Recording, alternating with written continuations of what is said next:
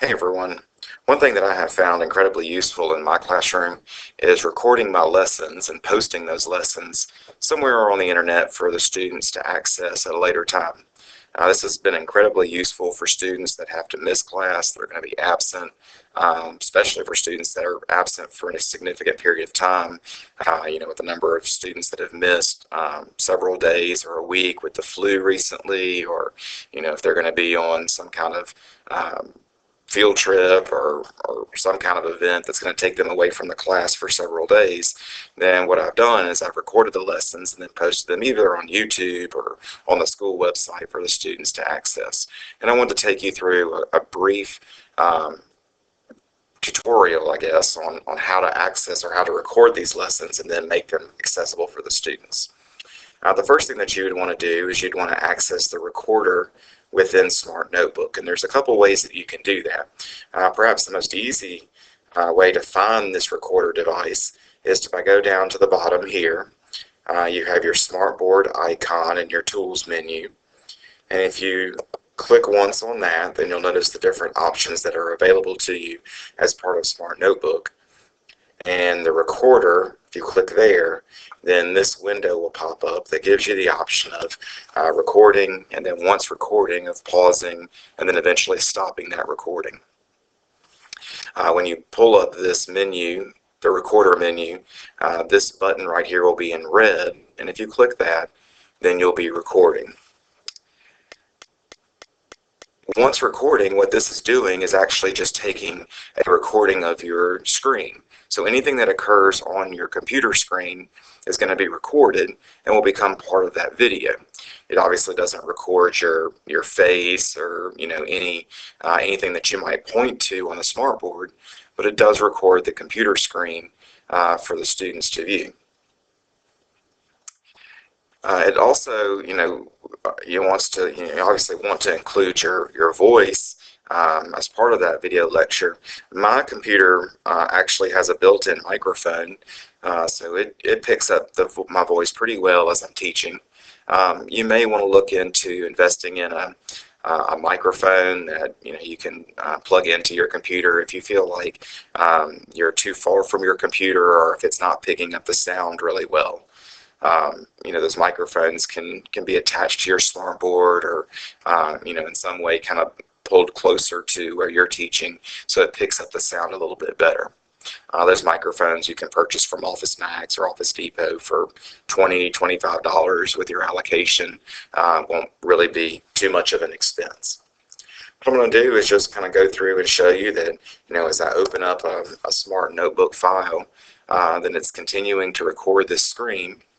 And then anything that I do within that Smart Notebook is also going to be recorded. So if I want to, pull down a particular shape to make reference to, then of course that shape is there. If I use any of my pens to write anything, then that writing is there.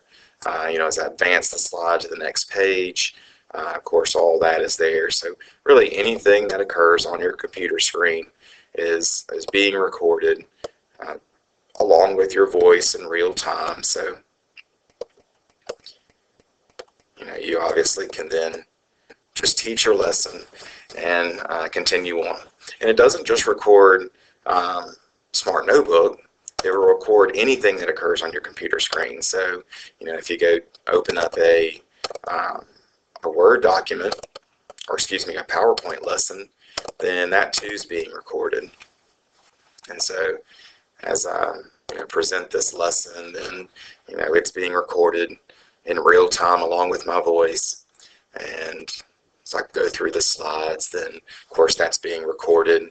And I can obviously go back to Smart Notebook and continue on with whatever I was doing there. At the end, when you're ready to stop the recording, then you're going to hit this stop button. Of course, at any point during the recording, if you want to hit the pause button, then you can do that. If someone comes to the door and interrupts your instruction, you can just pause the lesson and then pick up from there. Oftentimes, if I'm going to give the students some seat work to do, some guided practice to do, or independent practice to do on their own, I might pause it so that there's not this large gap of empty space in the recording, and then resume the recording when I'm going over those examples with the students.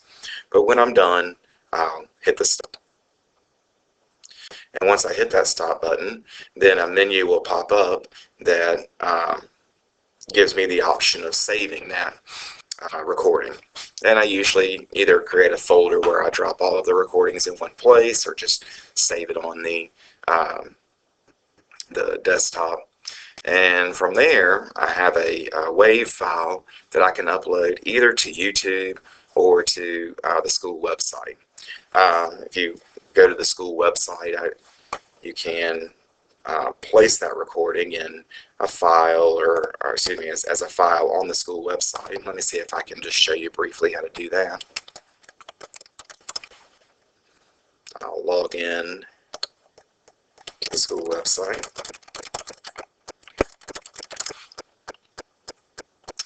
I'm an administrator on the school website, so I have a few extra menus than you might have, but I'll go to the teachers section, of course, choose me, and then under File Manager, I'll upload, whatever it is I might want to upload. So I might go to Edit, and then under Manage Files, and I can add a new file, and then I'll just click the Choose File, and I'll upload that file, and it'll be accessible for the students that way.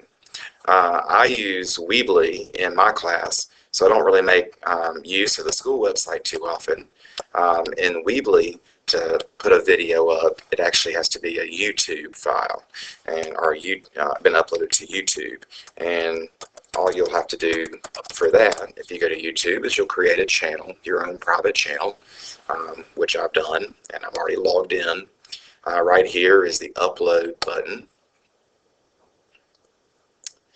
and then it's just a matter of clicking here on the select files to upload, finding that particular file, and then it'll take a little while on YouTube for it to actually publish the file. But once published, it will give you a URL link, and then in Weebly you would just drop that link into the specified region where you would like that YouTube video to play, and it actually plays on YouTube, and or through YouTube, but on the Weebly site.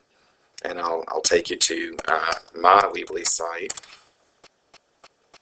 and show you that if a student were to access a particular lesson, then you can see here's a place where I've actually included a lesson with the YouTube URL for the students to use. If for some reason it doesn't play here, but clicking here, then you'll see it takes them through the lesson. Sorry, Allie, I just remembered.